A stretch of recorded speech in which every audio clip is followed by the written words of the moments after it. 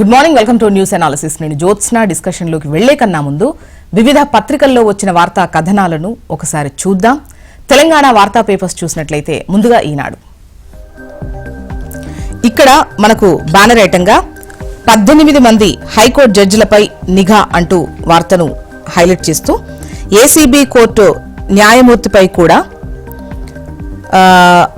FSL నివేదికలో బహిర్గతం, phone tapping కేసులో కీలక అంశాలు వెల్లడి అంటూ ఈ వార్తనిచ్చారు. అయితే ఈ ఫోన్ల అక్రమ ట్యాపింగ్ కేసు విచారణలో విస్తుగొలిపే వాస్తవాలు బయటకొస్తున్నాయి.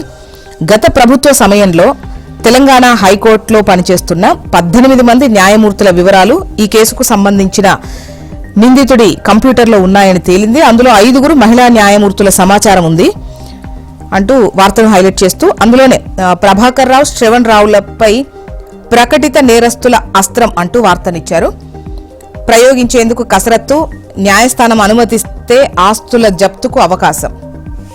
ఇక రైట్ సైడ్ లో కనుక చూసినట్లయితే అమెరికా అధ్యక్షుడిగా డొనాల్డ్ ట్రంప్ రాకతో అక్కడున్న భారతీయ విద్యార్థులను కష్టాలు చుట్టుముట్టాయి. ఓవైపు రూపాయితో పోలిస్తే అమెరికా డాలర్ విలువ రోజురోజుకు పెరిగిపోతూ భయపెడుతుండగా, మరోవైపు చదువుకుంటున్న క్యాంపస్ బయట పార్ట్ టైం కొలువులు చేసుకోలేని పరిస్థితి తలెత్తడంతో విద్యార్థులు వారి తల్లిదండ్రుల్లో ఆందోళన నెలకొంది. నాన్న డబ్బు పంపండి ప్లీజ్ అన్నటువంటి హెడ్లైన్తో ఈ వార్తనిచ్చారు. కొనగలమ బంగారం 84,000 దాటిన పసిడి. 24 క్యారెట్ల 10 గ్రాముల బంగారం ధర 84,000 దాటింది అంటూ వార్తనిచ్చారు. బంగారం ధర పెరుగుదలపై నేడు ఉస్మానియా ఆసుపత్రికి సీఎం భూమి పూజ, అత్యాధునిక వైద్య సౌకర్యాలతో నిర్మాణం. గగనంలో ఘోరం, అమెరికాలో విమానాన్ని ఢీకొన్న సైనిక హెలికాప్టర్, నదిలో కూలిపోయిన లోహ విహంగం, విమానంలో 4 సిబ్బందితో పాటు 64 మంది, 28 మంది మృతదేహాల స్వాధీనం. Next Andhra Jyothi.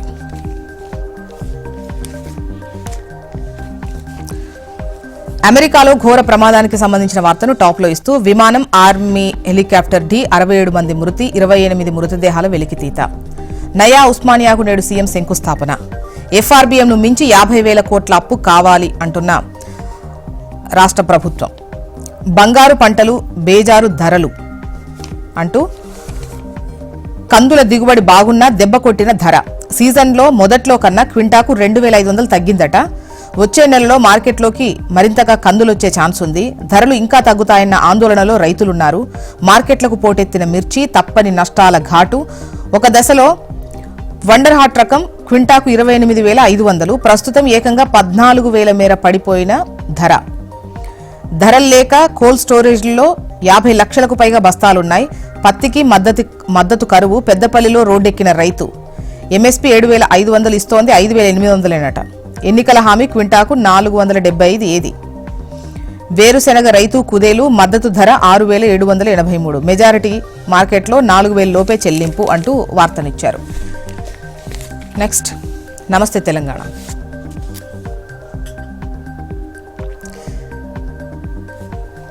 Congress poll self goal అంటూ ఈ పాలన మాకొద్దు, కేసీఆర్ పాలనే ముద్దు అంటూ ఆన్లైన్ పోల్లో తేల్చిన జనం, అధికార పార్టీకి మైండ్ బ్లాక్ అంటూ రాష్ట్ర కాంగ్రెస్ అధికారిక హ్యాండిల్లో పాలనపై రెఫరెండం, ప్రజాపాలన, ఫామ్ హౌస్ పాలన ఏది కావాలంటూ వెటకారం.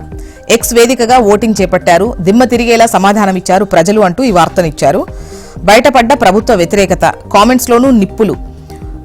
బ్యాట్, ఫేక్ అకౌంట్లను రంగంలోకి దింపినా మారని ఫలితం. అయినా అంతిమ తీర్పులో కేసీఆర్ పాలనకే జైకొట్టిన జనం. రేవంత్ రెడ్డి పాలనకు వ్యతిరేకంగా ఓటేసిన 67% మంది. జాతీయ స్థాయిలో భారీ చర్చ, నష్ట నివారణకు నేతల పాట్లు. గిరాకీ లేక రియల్టీ బేజారు, ఉరేసుకున్న బిల్డర్. ఏడాదిగా రియల్ ఎస్టేట్ రంగం మందగించడంతో మనస్తాపం. గుండ్లపోచంపల్లిలో కట్టిన అపార్ట్మెంట్లలో అమ్ముడుపోని ప్లాట్లు.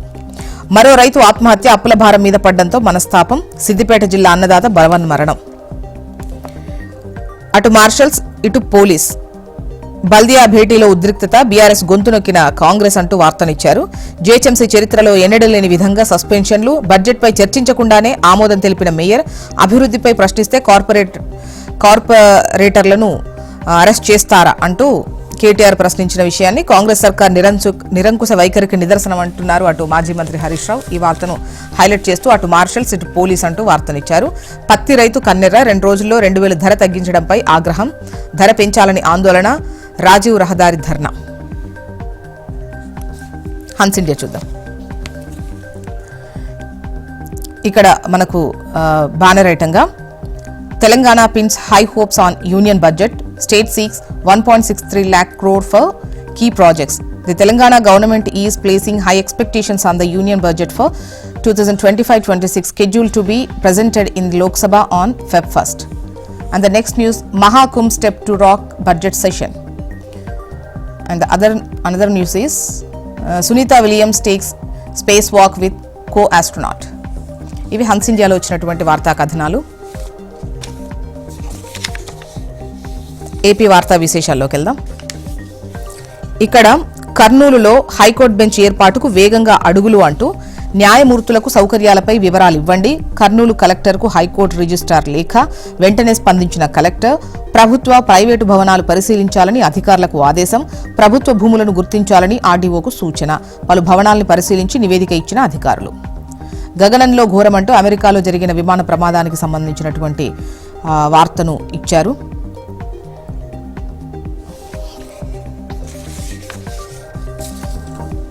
మరోవైపు రాష్ట్రంలో ఇక వాట్సాప్ పాలన అంటూ ప్రజల చేతుల్లో మనమిత్ర సులభంగా ధ్రువపత్రాలు, ఆర్టీసీ, దేవాలయాల టికెట్లు సేవలను ప్రారంభించిన మంత్రి నారా లోకేష్. రాష్ట్రంలో 44,778 కోట్ల పెట్టుబడులు, 19,580 మందికి ఉపాధి. ప్రాజెక్టుల సాకారానికి నిత్యం ట్రాకింగ్ చేయాలని ముఖ్యమంత్రి ఆదేశం.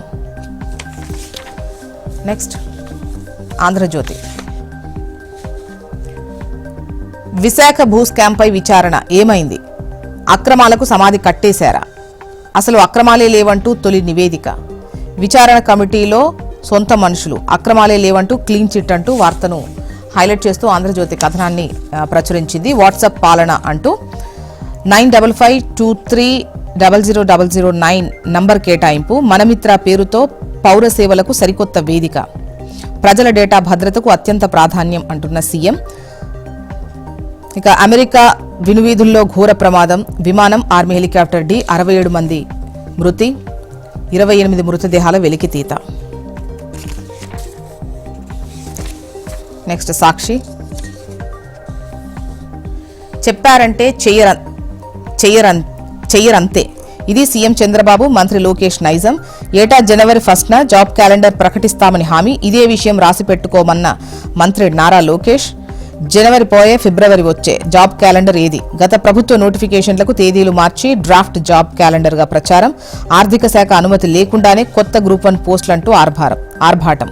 ఇది తమను మోసం చేయడమే అని నిరుద్యోగుల ఆగ్రహం. అప్పులు చేసి కొందరు, చిరుద్యోగులకు సెలవు పెట్టి మరికొందరు సతమతం. శిక్షణ కొనసాగించాలో ఆపేయాలో తెలియని ఆందోళనలో ప్రస్తుతం నిరుద్యోగులున్నారు అంటూ ఈ వార్తను ఇచ్చారు. ఇక అమెరికా రాజధాని వాషింగ్టన్ డీసీలో ఘోర ప్రమాదం. గగనతలంలో మృత్యుకేళి, 67 మంది మృతి, 28 మృతదేహాల వెలికితీత. మొత్తానికి ఇవి ఇవాళ వివిధ పత్రికల్లో వచ్చినటువంటి వార్తా కథనాలు. ఇప్పుడు ఒక చిన్న బ్రేక్ తీసుకుందాం. బ్రేక్ తర్వాత డిస్కషన్లోకి వెళ్దాం. Stay tune.